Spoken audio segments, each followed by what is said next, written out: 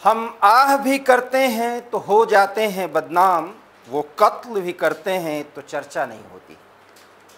ये शेर अकबर इलाहाबादी की है, लेकिन आज इसलिए मौजू है क्योंकि इसका जिक्र राजनीति के एक बड़े नेता, एक बड़े खिलाड़ी ने की है।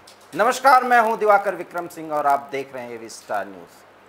अकबर इलाहाबादी की इन चंद लाइनों को सुनने के बाद आप भी सोच रहे होंगे कि एक खबर पर मैंने इन चंद लाइनों का जिक्र क्यों किया। वास्तव में मौजू है, ज़रूरत भी है, वो इसलिए क्योंकि कांग्रेस के वरिष्ठ नेता मनीष तिवारी ने आज अकबर इलाहाबादी की इन चंद लाइनों का जिक्र करते हुए अपने दर्द, अपने तंज, अपने गुस्से का इजहार किया। वो क्यों किया ये भी हम आपको बताएंगे और साथ ही ये भी बताएंगे कि आखिर में मनीष तिवारी को इस अंदाज में शायरी के चंद लाइनों का जिक्र करना क्यों पड़ा। एक बड़ा सवाल है। आज कांग्रेस में जो नेता रणनीतिकार कहे जाते थे, जो कांग्रेस की धुरी कहे जाते थे, संगठन के स्तर पर और राज्यों में जहां भी उनकी सरकार है वहां सामंजस्य बिठाने के लिए उनकी कोई भूमिका होती थी, आज वही व्यक्ति नाराज खेमे के नेता बताए जाते हैं और अपना दर्द व्यक्त करने के लिए वो चंद लाइनों का, कविता हो सकती है, शेर शायरी हो सकती है, उनका जिक्र करके अपने दर्द का, अपने कुंठा का इजहार करते हैं। और शायद यही कारण है कि इन लाइनों को सुनने और देखने के बाद ये सवाल तो बनता है कि आखिर कत्ल किसने किया और कत्ल किसका हुआ। जी हां, मनीष तिवारी उन नेताओं में है जो पंजाब की राजनीति पर और देश के कई राज्यों की राजनीति पर बहुत पारखी नजर रखते रहे हैं। चूंकि एक समय में वो सोनिया और राहुल के बहुत करीबी रहे, लेकिन आज जो एक ग्रुप 23 का जो एक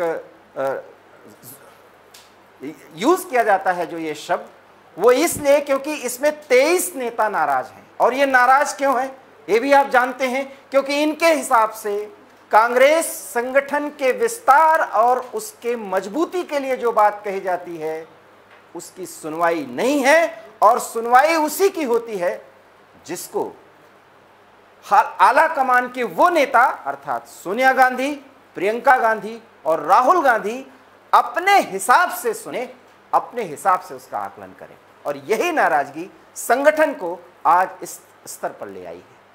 मैं जिक्र कर रहा हूं पंजाब की वर्तमान कांग्रेस की राजनीति का, जहां पर मुख्यमंत्री कैप्टन अमरिंदर सिंह और नवनियुक्त पार्टी के अध्यक्ष सिद्धू, जो बीजेपी के फायर ब्रांड नेता कभी हुआ करते थे, लेकिन आज कांग्रेस की नैया के खेवनहार बनाए गए हैं वो पंजाब में।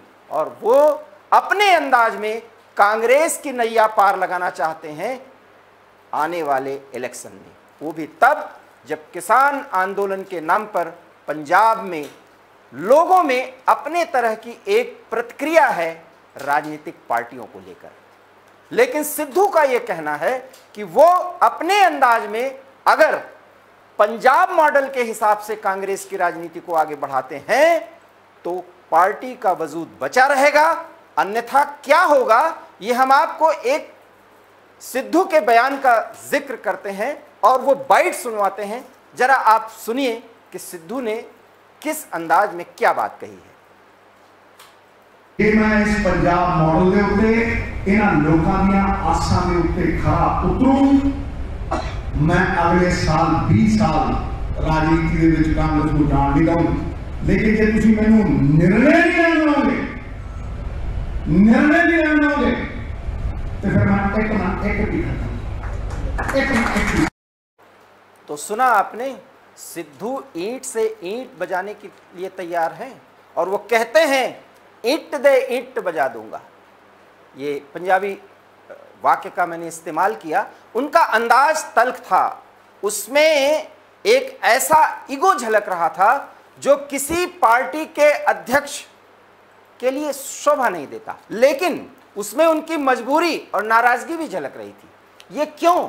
आखिर में उस पार्टी का जिसका एक इतिहास रहा है और वो पार्टी जो किसी राज्य में रूलिंग पार्टी है, वहां अध्यक्ष और मुख्यमंत्री के बीच में ईगो सेटिस्फैक्शन के लिए इस तरह के जुमलों का, इस तरह के वाक्यों का सहारा लेना पड़ रहा है, क्योंकि वर्चस्व की कोई लड़ाई है जिसे वे जीत लेना चाहते हैं। और ये जीतने का जो दमखम दोनों तरफ से भरा जा रहा है, उससे नुकसान कांग्रेस पार्टी का हो रहा है, उस संगठन का हो रहा है जो ये दावा कर रही है कि आने वाले इलेक्शन 2022 में वो फिर सरकार बनाएंगे।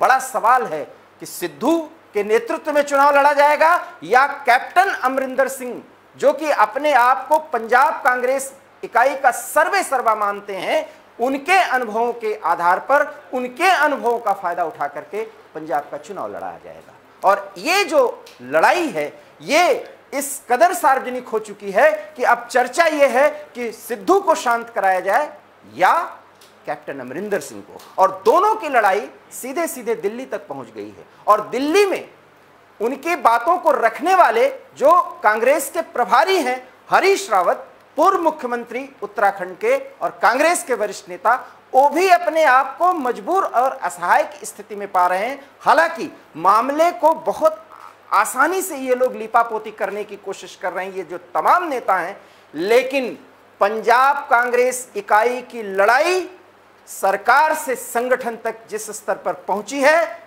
उसका अगर आप दिग्दर्शन करें, उसका अवलोकन करें, तो आपको सहज अनुमान हो जाएगा कि स्थिति विस्फोटक है। लेकिन इस विस्फोटक स्थिति में पार्टी स्तर पर, संगठन स्तर पर मामले को शांत कराने के लिए कांग्रेस अंदाज में एक प्रवक्ता के तौर पर, एक नेता के तौर पर जब पत्रकारों के सामने उनके नेता आते हैं तो उनके बयानों का एक अलग तरीका होता है। लेकिन मनीष तिवारी ने जो ट्वीट किया है, जरा एक बार उसे जरूर देखिए।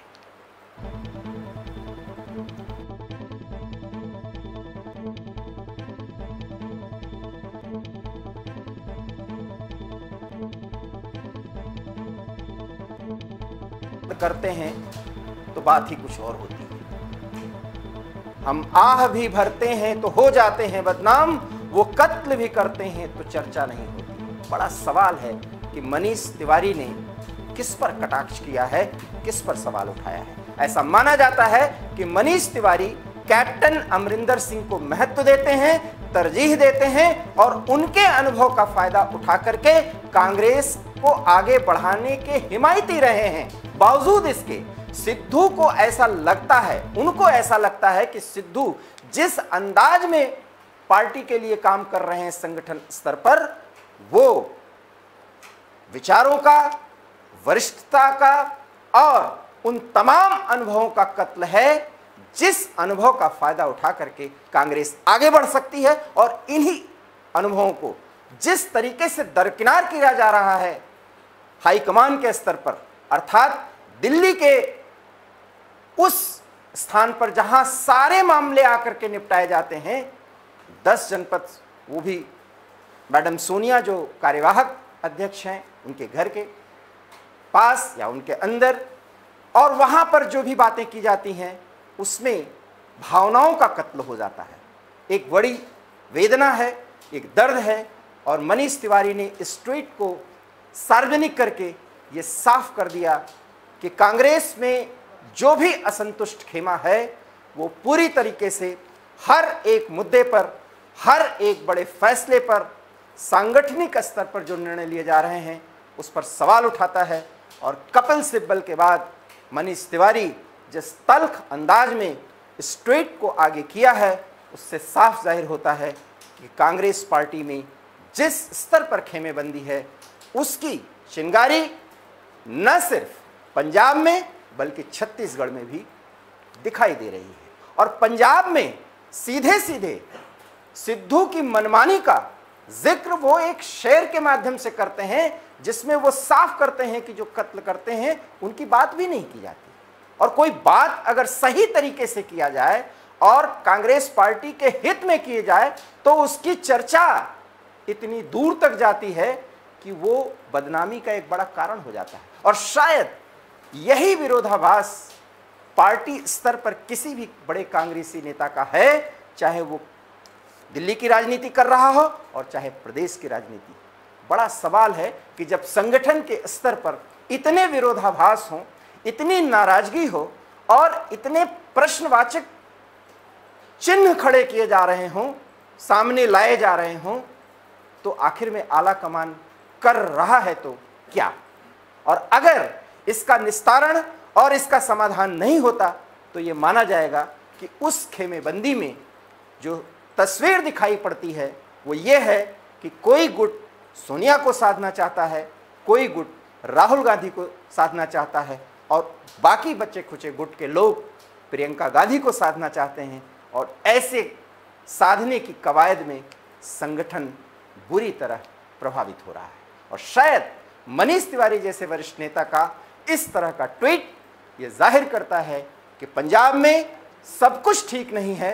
हो सकता है कि बीच बचाव के रास्ते में दोनों को संभाल कर आगे बढ़ने के लिए हिदायतें दी जाएं, लेकिन आने वाले समय में पंजाब की मुश्किलें बढ़ सकती हैं और वो मुश्किलें कहीं से भी पार्टी के लिए न तो शुभ हैं न तो उचित है। एवी स्टार न्यूज़ में इस विशेष प्रस्तुति में इतना ही। देश और दुनिया की तमाम ताज़ा खबरों के लिए आप देखते रहिए एवी स्टार न्यूज़। दीजिए इजाज़त। नमस्कार।